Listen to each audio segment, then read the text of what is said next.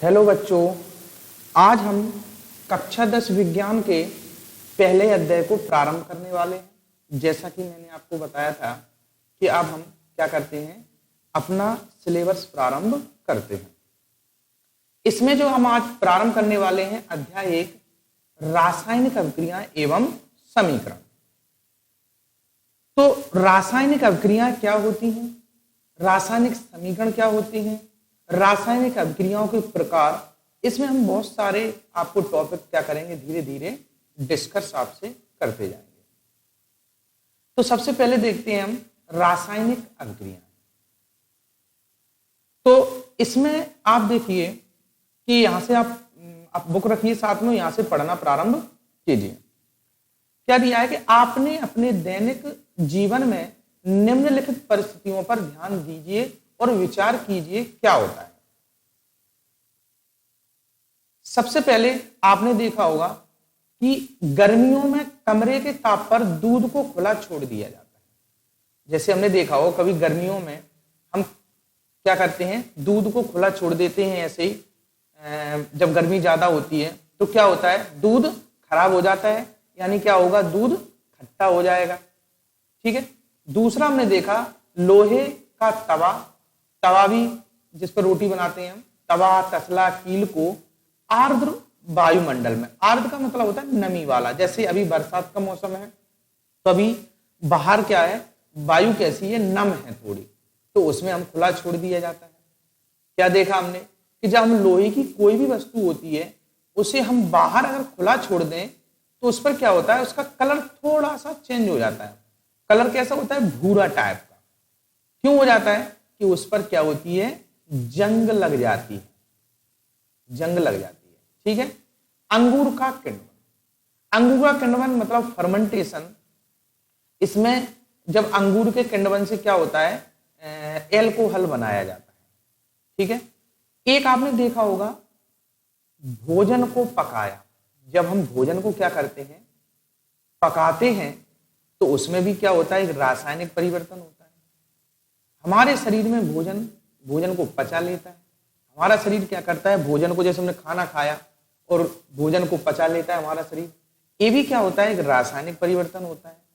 हम सांस लेते हैं, सांस लेने का मतलब है श्वसन से है यहाँ पर, जो कि श्वसन क्या होता है, प्रत्येक कोशिका, हमारे शरीर में प्रत्येक कोशिका के अंदर जब हम भोजन को पचने के बाद, जब भोजन पच जाता है तो हमारा शरीर ग्लूकोज को क्या करता है, ग्लूकोज को क्या करता है, इकट्ठा कर लेता है। जो भोजन होता है उसमें से क्या कर लेता है, ग्लूकोज को इकट्ठा कर लेता है, और कोशिका के अंदर ग्लूकोज का ऑक्सीजन के साथ क्या होता है, दहन होता है, तो उसे हम श्वसन कहते हैं। ये भी क्या होता है, एक रासायनिक अभिक्रिया होती है। चलो पहले हम बताते हैं आपको ये रासायनिक परिवर्तन, ये भौतिक परिवर्तन क्या होते हैं। तो कक्षा 9th में हम पढ़ के आए हैं कि रासायनिक परिवर्तन क्या होते हैं और भौतिक परिवर्तन क्या होते हैं। भौतिक परिवर्तन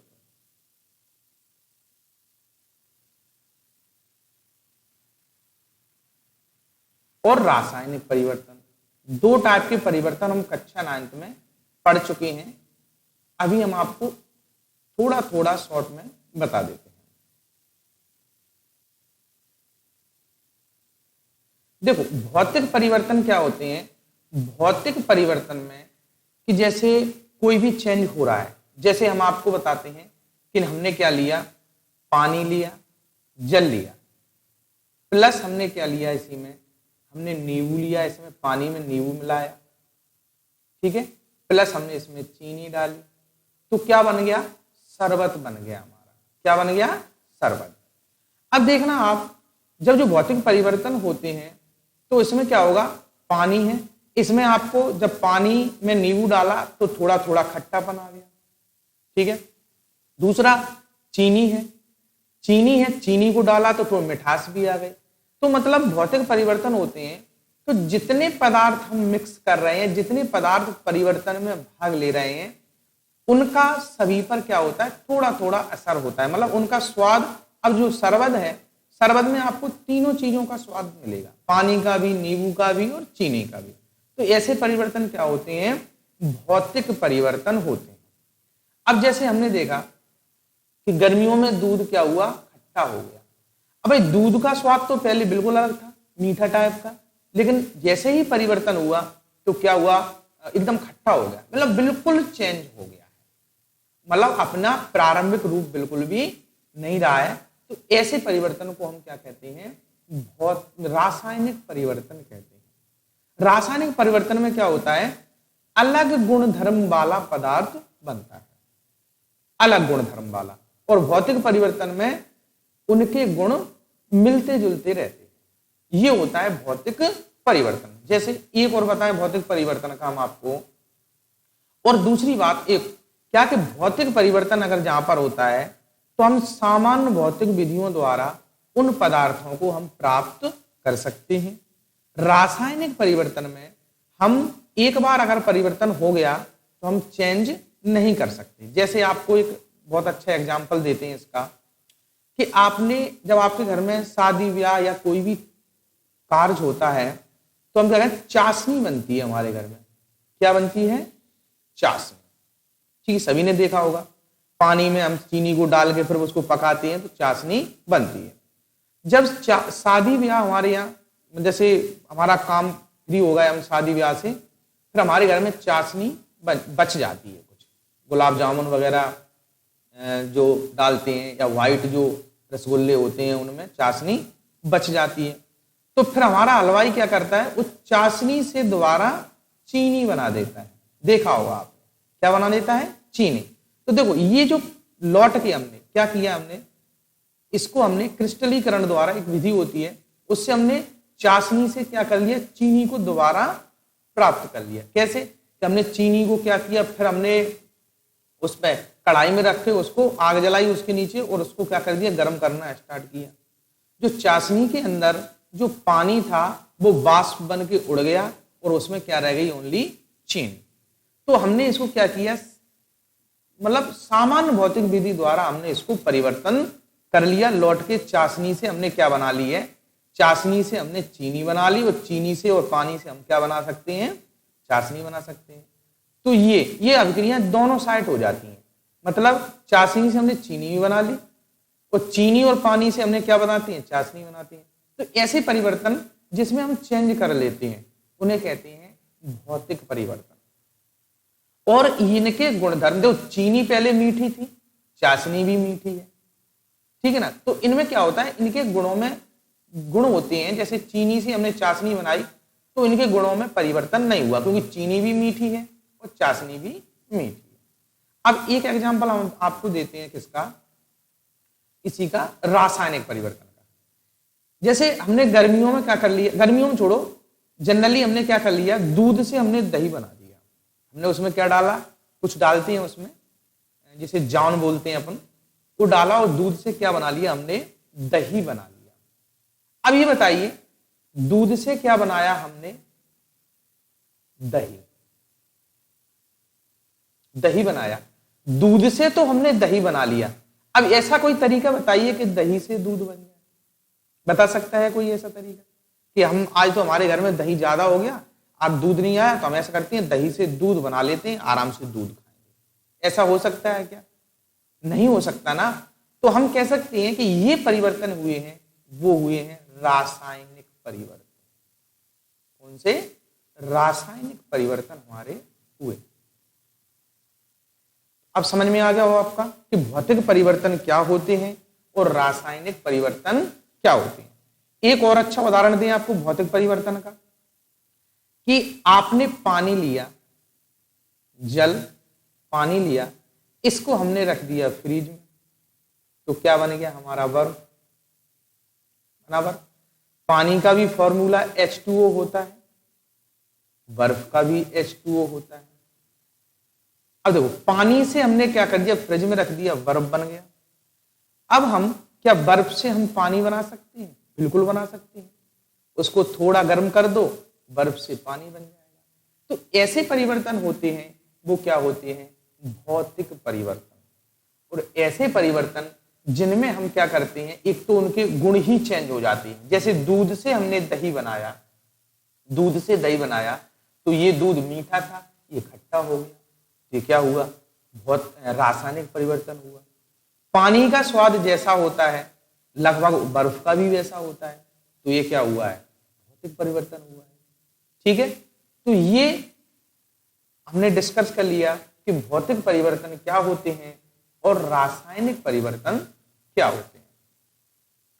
अब देखिए यहां से हम चलते हैं कि इन सभी परिस्थितियों में प्रारंभिक वस्तु की प्रकृति, यानी जो हम स्वाद बता रहे थे आपको, प्रारंभिक वस्तु की प्रकृति तथा पहचान कुछ ना कुछ बदल जाती है। हमने बताया अभी कि कैसी होती है, बदल जाती है।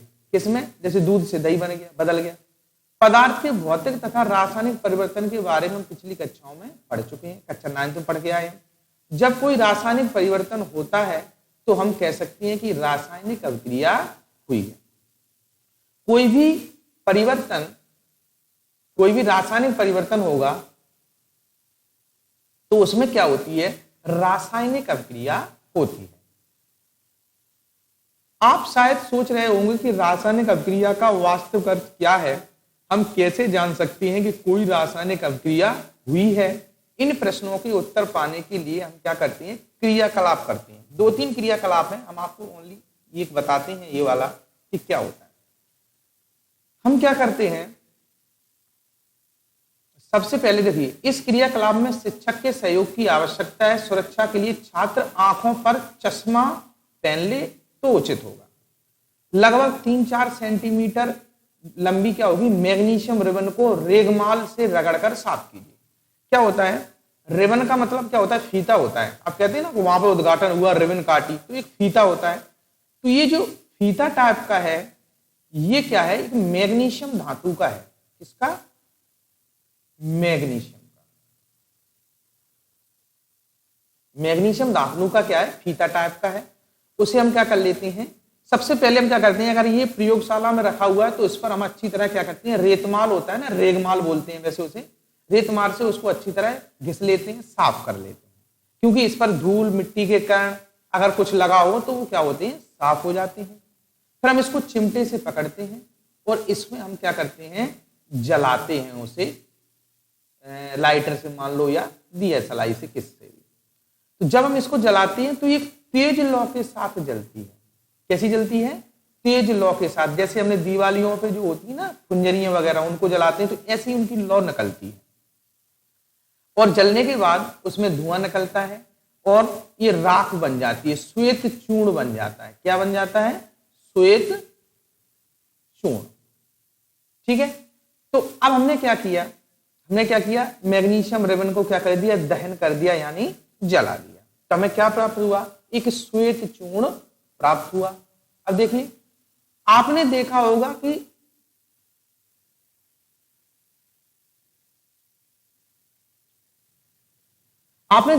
चमकदार श्वेत लौ के साथ मैग्नीशियम रिबन का दहन होता है और यह श्वेत चूर्ण में परिवर्तित हो जाता है। यह मैग्नीशियम ऑक्साइड का चूर्ण है। जो चूर्ण जो हमें प्राप्त हुआ है वो क्या है, मैग्नीशियम ऑक्साइड है। वायु में उपस्थित ऑक्सीजन तथा मैग्नीशियम के बीच होने वाली अभिक्रिया के कारण यह बनता है। चलिए ठीक है, अब हम अगला देखते हैं। अगला हमने क्या लिया, एक हम क्या देखते हैं, एक और क्रियाकलाप है कि हमने क्या लिया, फ्लास्क लिया, उसमें हमने यहां पर क्या रख दिया है, जिंक के टुकड़े डाल दिए। जिंक एक धातु होती है, क्या होती है, जिंक एक धातु होती है, जस्ता बोलते हैं जिसे। तो यहां पर हमने जिंक के टुकड़े डाल दिए हैं। जब हम जिंक के टुकड़े यहां पर डालते हैं और इसमें हम क्या करते हैं, एस्तनु सल्फ्यूरिक अम्ल। सल्फ्यूरिक अम्ल होता है, इसका फॉर्मूला होता है H2SO4। जो कक्षा 9th में हमसे पढ़े हुए थे उन्हें हमने ये सब पहले ही बता दिया है, H2SO4। तो ये सल्फ्यूरिक अम्ल है। हमने जिंक के टुकड़ों पर क्या दिया, डाल दिया, इसमें सल्फ्यूरिक अम्ल डाल दिया। जैसे ही हम यहाँ पर सल्फ्यूरिक अम्ल को डालते हैं तो इसमें क्या होता है, रासायनिक अभिक्रिया होती है और यहाँ पर छोटे छोटे, यहाँ पर मान लो गैस इकट्ठी हो जाती है। ये कौन सी गैस होती है आपकी, हाइड्रोजन। कौन सी गैस होती है, हाइड्रोजन। हाइड्रोजन गैस होती है। ठीक है, तो हम कह सकते हैं कि हमने ऊपर जो क्रियाकलाप दिए हैं उनके आधार पर हम कह सकते हैं कि निम्न में से किसी भी परीक्षण की सहायता से हम यह निर्धारित कर सकते हैं कि यहाँ पर रासायनिक अभिक्रिया हुई है। कैसे? सबसे पहले क्या देखते हैं? अवस्था परिवर्तन, अवस्था चेंज हुई है। जैसे क्या क्या चेंज हुआ? जैसे यहाँ पर क्या थी? जिंक थी। जिंक कैसी थी? टुकड़े थे यानी ठोस थी। और सल्फ्यूरिक अम्ल कैसा था? द्रव था। और यहाँ पर गैस निकली। तो पहले अवस्थाओं को हम देख लेते हैं, अवस्था होती क्या है। कक्षा 9th में अपने पदार्थ की 3 अवस्थाओं के बारे में पढ़ा है, ठोस, द्रव और गैस। ये कक्षा 9th में हम पढ़ चुके हैं। पदार्थ की मूलतः 3 अवस्थाएं होती हैं। कक्षा 9th में तो हमने 5 पढ़ी हैं। वैसे तो आजकल तो 5 अवस्था ही मानी जाती हैं। एक प्लाज्मा अवस्था मानी जाती है चौथी, और 5वीं अवस्था मानी जाती है कि बोस-आइंस्टाइन कंडेंसेशन अवस्था। तो जनरली हम 3 देखते हैं कि जब कोई भी रासायनिक परिवर्तन होता है तो ठोस, कोई पदार्थ ठोस में रासायनिक परिवर्तन हुआ है तो वो द्रव बन सकता है, गैस बन सकता है, या गैस है तो वो द्रव बन सकता है, ठोस बन सकता है। जैसे इसका एक एग्जांपल देते हैं आपको कि जब हम पानी बनाते हैं, जैसे हमने कहा कि H2 ये क्या है? हाइड्रोजन है। O2 ये क्या है? ऑक्सीजन है। और जब हम आपको बाद में समझाएंगे, पहले जनरली देख लो आप। इससे बनता है हमारा क्या? पानी। तो जो हाइड्रोजन होता है वो क्या होता है? गैस होता है। क्या होता है? गैस। ऑक्सीजन भी क्या होती है? गैस होता है ये भी। और जो पानी बनता है वो पानी वो होता है हमारा, वो द्रव होता है, लिक्विड होता है, पतला होता है। तो हम ये कह सकते हैं कि जब भी कोई रासायनिक परिवर्तन होता है तो हम एक पहचान क्या है उसकी, अगर उसमें अवस्था परिवर्तन हुआ है यानी ठोस से गैस बना है, गैस से ठोस बना है, तो हम कह सकते हैं वहां पर कि रासायनिक परिवर्तन हुआ है। अगला क्या है? रंग परिवर्तन। अगर कहीं पर हमें कोई भी परिवर्तन हुआ है, उसमें रंग परिवर्तन होता दिख जाए, तो हम कह सकते हैं वहां पर कि रासायनिक अभिक्रिया हुई है। कैसे? हमने बताया था कि लोहे पर जब जंग लगती है, लोहे पर क्या लगती है? जंग। लोहे पर जंग लगती है तो लोहे का क्या होता है? रंग चेंज हो जाता है। देखा हो आपने कैसा हो जाता है? भूरा भूरा टाइप का। तो वहां भी क्या हुआ है? रासायनिक परिवर्तन हुआ है। कलर से हमने पहचान कर ली। अगला गैस का निकास या उत्सर्जन। कोई रासायनिक परिवर्तन होता है तो उसमें गैस भी निकल सकती है। क्या होता है? गैस भी निकल सकती है। जैसे अभी हमने ये क्रियाकलाप इसमें देखा था कि यहाँ पर हाइड्रोजन गैस निकल रही थी, तो यहाँ भी क्या हुआ है? रासायनिक परिवर्तन हुआ है। ये क्या देखा हमने? अगला तापमान में परिवर्तन। मतलब कोई भी रासायनिक अभिक्रिया हुई है तो वहां पर उनके जो तापमान होगा, गर्म या ठंडा, उसमें परिवर्तन हो जाएगा। इसका बहुत अच्छा उदाहरण हम आपको देते हैं कि दिवाली के टाइम पे हमारे घर में क्या आती है? एक कहते हैं कलई का कट्टा लाए हम, कलई का कट्टा। उस कलई को लेकर हम, चूना होता है वैसे, उसको लेकर हम क्या डालते हैं? कोई पात्र में, बड़ी बाल्टी या हौद वगैरह में डाल देते हैं और उसमें ऊपर से क्या डालते हैं? पानी डाल देते हैं। पानी डाल देते हैं तो आप थोड़ी देर बाद देखेंगे उसमें बुलबुले टाइप, ऐसा लगता है जैसे वो गर्म हो गया। इधर अगर बाहर से आप टच करेंगे तो थोड़ी देर बाद ये क्या हो जाएगा? गर्म हो जाएगा। तो हम कह सकते हैं कि तापमान में परिवर्तन से भी हम पता चला सकते हैं कि यहाँ पर रासायनिक परिवर्तन या रासायनिक अभिक्रिया हुई। यदि हम अपने आसपास हो रहे परिवर्तनों को देखें तो पाएंगे कि हमारे चारों ओर विविध प्रकार की रासायनिक अभिक्रियाएं हो रही हैं। इस अध्याय में हम विभिन्न प्रकार की रासायनिक अभिक्रियाओं और उनके प्रतीकात्मक निरूपण के बारे में अध्ययन करेंगे, क्योंकि दैनिक जीवन में हमारे आसपास बहुत सारे रासायनिक अभिक्रियाएं होती हैं और उसी के बारे में हम पढ़ेंगे। ठीक है, तो अभी हमने इस अध्याय में अभी तक हमने क्या पढ़ा है? हमने पढ़ा है कि रासायनिक अभिक्रिया, रासायनिक परिवर्तन क्या होते हैं, भौतिक परिवर्तन क्या होते हैं, रासायनिक परिवर्तन से ही क्या होती है, रासायनिक परिवर्तन जब होते हैं तो वहां पर रासायनिक अभिक्रिया होती है। दूसरा हमने पढ़ा है कि कैसे हम रासायनिक अभिक्रिया को पहचान सकते हैं, कि रासायनिक अभिक्रिया कहां पर हुई है ये हम पहचान सकते हैं। तो हमने पढ़ा कि अवस्था में अगर परिवर्तन हो रहा है तो रासायनिक अभिक्रिया हुई है, रंग में परिवर्तन हो रहा है तो रासायनिक अभिक्रिया हुई है, किसी अभिक्रिया में अगर गैस निकल रही है तो वहां रासायनिक अभिक्रिया हुई है, या तापमान में परिवर्तन हो रहा है तो क्या हुई है, वहां पर रासायनिक अभिक्रिया हुई है। चलिए अब हम देखते हैं, रासायनिक अभिक्रिया हमने देख ली, अब हम देखते हैं रासायनिक समीकरण कि रासायनिक समीकरण क्या होते हैं। तो देखिए रासायनिक समीकरण को हम देखते हैं कि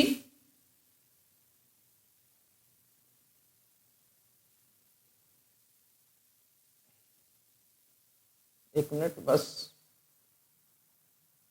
चलिए अब देखते हैं रासायनिक समीकरण कि रासायनिक समीकरण क्या होते हैं। देखिए रासायनिक समीकरण जैसे अभी हमने आपको बताया था कि मैग्नीशियम की रिबन को वायु की उपस्थिति में हमने जलाया, चलो यहां लिख देते हैं, यहां दिया है, चलो यहां देखते हैं। देखो जब ऑक्सीजन की उपस्थिति में मैग्नीशियम रिबन का दहन होता है तब क्या होता है, यह मैग्नीशियम ऑक्साइड में परिवर्तित हो जाता है। वाक्य के रूप में किसी रासायनिक अभिक्रिया का विवरण बहुत लंबा होता है। कहने का मतलब है कि हम अगर किसी से कहें कि किसी ने पूछा कि मैग्नीशियम रिबन का विवरण दीजिए हमें, तो हमने कहा जब मैग्नीशियम रिबन को वायु की उपस्थिति में या ऑक्सीजन की उपस्थिति में जलाया जाता है तो वह मैग्नीशियम ऑक्साइड में परिवर्तित हो जाता है।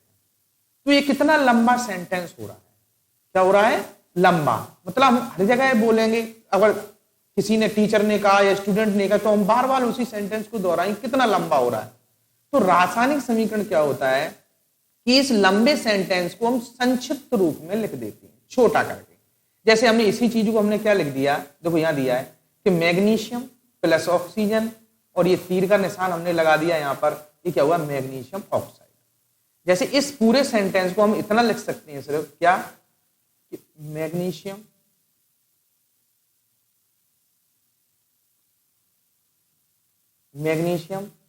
प्लस ऑक्सीजन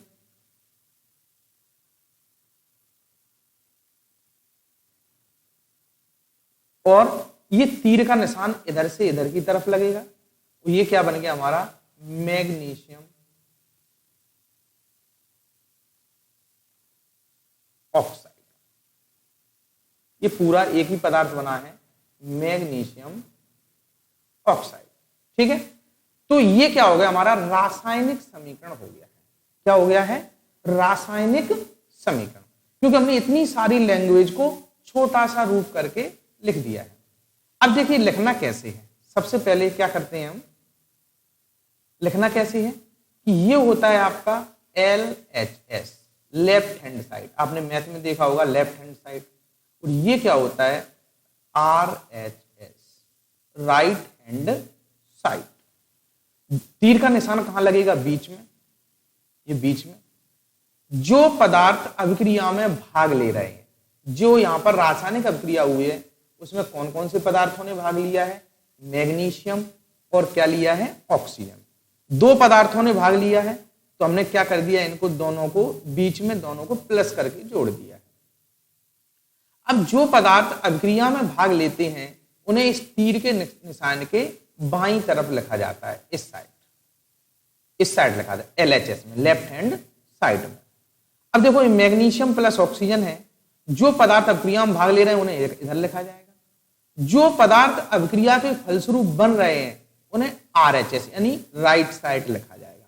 जैसे इस अभिक्रिया में भाग किसने लिया, मैग्नीशियम ने, ऑक्सीजन ने, और बना क्या, मैग्नीशियम ऑक्साइड।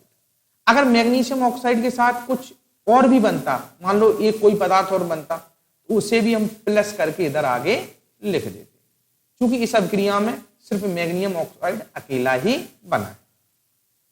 अब देखो कि जो पदार्थ अभिक्रिया में क्या करते हैं, भाग लेते हैं, उन्हें कहते हैं हम अभिकारक। क्या कहते हैं, अभिकारक।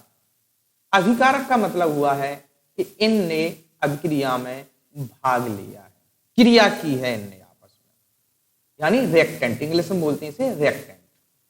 और जो पदार्थ अभिक्रिया के फलस्वरूप बनता है उसे कहते हैं हम उत्पाद। क्या कहते हैं, उत्पाद। तो इतनी सी चीज हमें इसमें सीख लेनी है कि मैग्नीशियम और ऑक्सीजन ने अभिक्रिया में भाग लिया तो ये दोनों क्या हो गए, अभिकारक हो गए हैं। इन्हें लिखेंगे हम तीर के निशान के पहले और फिर हम तीर का निशान लगाएंगे और आगे जो अभिक्रिया के फलस्वरूप बन रहा है उसे लिख देंगे हम, उसे क्या कहेंगे हम, उत्पाद। ठीक है, चलिए अब हम इसको देखते हैं, पढ़ते हैं इसे। देखिए, मैग्नीशियम तथा ऑक्सीजन ऐसे पदार्थ हैं जिनमें रासायनिक परिवर्तन होता है, इन्हें अभिकारक कहते हैं। ठीक है, इस अभिक्रिया से एक नए पदार्थ मैग्नीशियम ऑक्साइड का निर्माण होता है, इसे उत्पाद कहते हैं। ये हमने बता दिया आपको। अब देखो शब्द समीकरण। अब शब्द समीकरण क्या होते हैं, दोनों चीजें हम बताते हैं। तीन चीजें पढ़ेंगे अपन। रासायनिक समीकरण है वो हम 3 टाइप से अपन पढ़ेंगे। क्या क्या?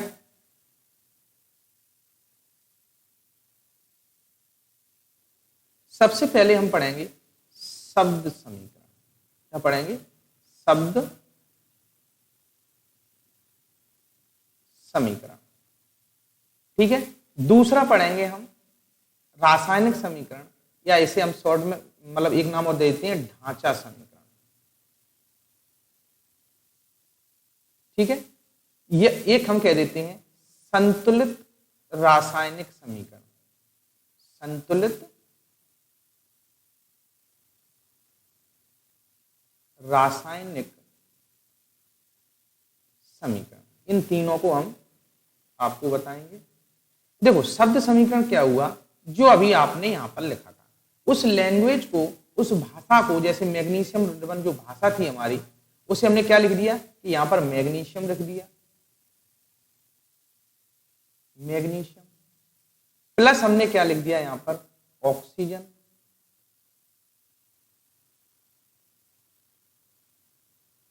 और फिर हमने इसके फलस्वरूप हमारा क्या बना है, मैग्नीशियम ऑक्साइड। क्या बना है, मैग्नीशियम ऑक्साइड बना हुआ है हमारा। देखो तो ये क्या हुआ है हमारा, ये हुआ शब्द समीकरण, क्योंकि हमने शब्द लिखे हैं। मैग्नीशियम है, मैग्नीशियम लिख दिया, प्लस हमने क्या लिख दिया है, ऑक्सीजन। ये शब्द है, और इधर भी हमने क्या लिखा है, शब्द लिखा है। तो इसे कहेंगे हम शब्द समीकरण। अब ये तो क्या हुआ कि उस जो हमारी लैंग्वेज थी, जो भाषा हमने थी कि मैग्नीशियम रिबन को वायु की उपस्थिति में अगर हम क्या कर देते हैं, जलाते हैं, दहन करते हैं, तो मैग्नीशियम ऑक्साइड बन रहा था। उसका संक्षिप्त रूप होता है। हम इससे भी संक्षिप्त रूप और लिख सकते हैं इधर, किसमें, रासायनिक समीकरण में। ढांचा समीकरण मान लो, ऐसे हम रासायनिक समीकरण कह देते हैं। क्या कह देते हैं, रासायनिक समीकरण। रासायनिक समीकरण, ढांचा समीकरण भी हम बताएंगे कि वो संतुलित नहीं होता है। अब इसमें हम क्या कर सकते हैं कि मैग्नीशियम का साइन होता है, मैग्नीशियम धातु है, उसको क्या Mg होता है, उसका सूत्र कह लो या साइन कह लो या प्रतीक कह लो। मैग्नीशियम को हम शॉर्ट में आवर्त सारणी में जब हम पढ़ेंगे तो उसमें क्या होता है, Mg से प्रदर्शित करते हैं किसको, मैग्नीशियम को।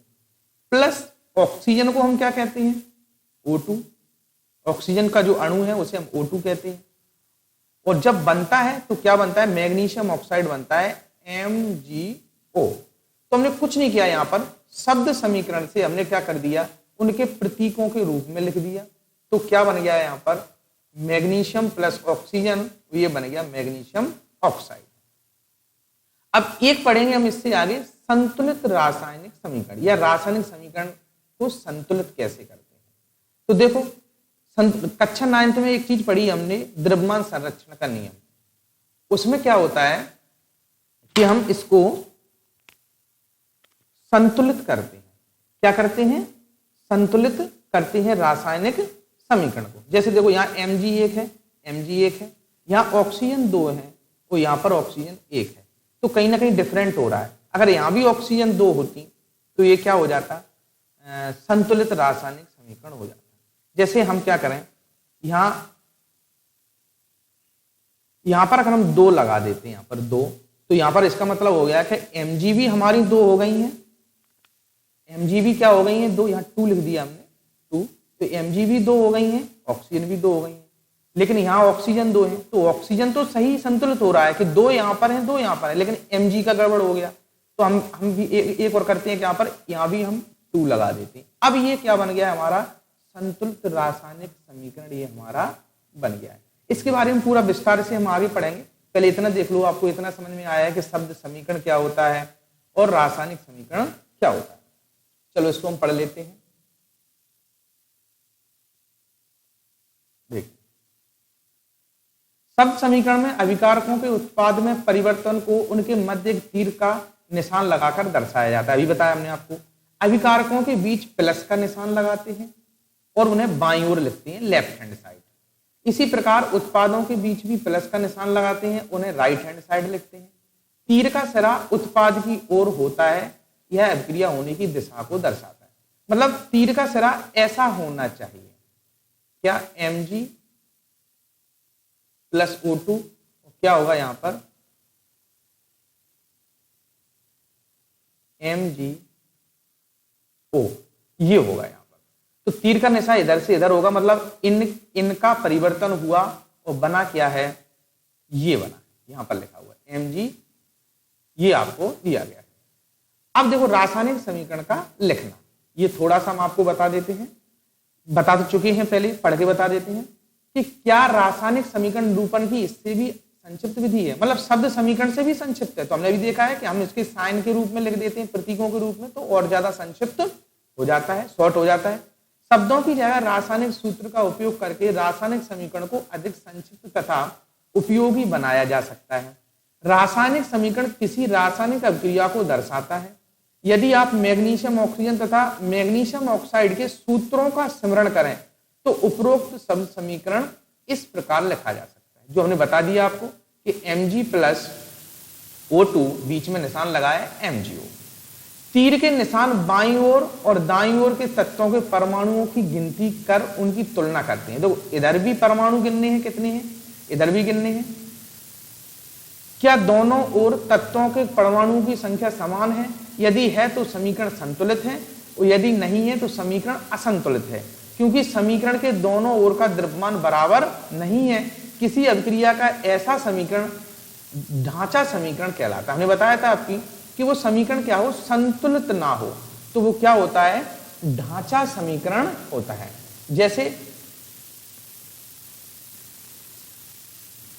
जैसे हमने अभी देखा, अभी बताया था आपको कि यहां पर Mg कितना है, 1 है। Mg कितना है, 1, यहां लिख लेते हैं हम Mg 1, यहां भी Mg 1 है, ठीक है। और यहां O है, कितने हैं, 2 हैं। O कितने हैं, 2 हैं। यहां O क्या है, 1 है। तो इसको, ये क्या है, असंतुलित हो गया, इसे कहेंगे हम ढांचा समीकरण, ठीक है।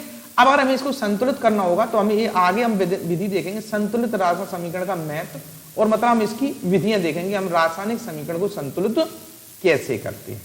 हिट एंड ट्रायल विधि हम यूज करेंगे, जिसमें आगे चल के तो हम इसको क्या करेंगे, संतुलित करेंगे। ये हम नेक्स्ट क्लास में देखेंगे। तो हमें ये बता देना आप कि आपको समझ में आया या नहीं आया है। हमें तैसे क्या करना है, कमेंट कर देना या मैसेज कर देना, ठीक है। नमस्ते, धन्यवाद।